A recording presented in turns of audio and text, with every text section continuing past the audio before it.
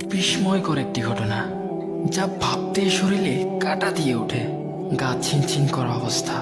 ঘটনাটি হচ্ছে একটা কবরকে কেন্দ্র করে।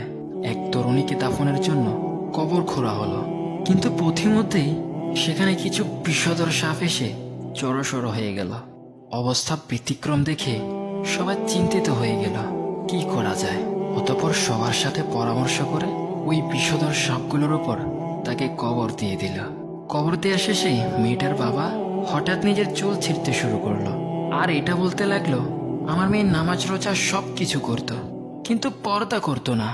পর্দার কথা যখনই বলতাম তখন যা ইচ্ছা শুনিয়ে দিত। এক কথায় আমি ছিলাম তার ব্যর্থ বাবা। অথচ কবরে আজ তার করুণ পরিণতি। ঘটনা এখানে শেষ নয়, আরও আছে। একটি গ্রামে এক যুবতী মেয়ে মারা যায়। মেয়েটিকে তার বাবা নিজ হাতে কবরে নামিয়েছিল।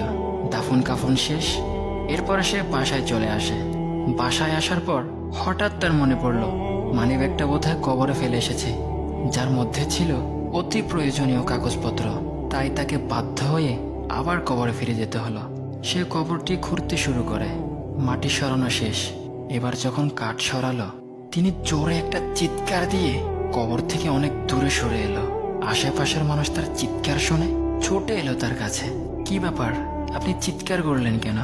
উত্তরে তিনি যা বললেন, আমি দেখলাম আমার মেয়ের গায়ে সাদা কাফনটা নেই, তার মাথার চুল দিয়ে তার দুটি পা বাঁধা, তার সারা শরীর কিছু ভয়ঙ্কর প্রাণী লেপ্টে আছে।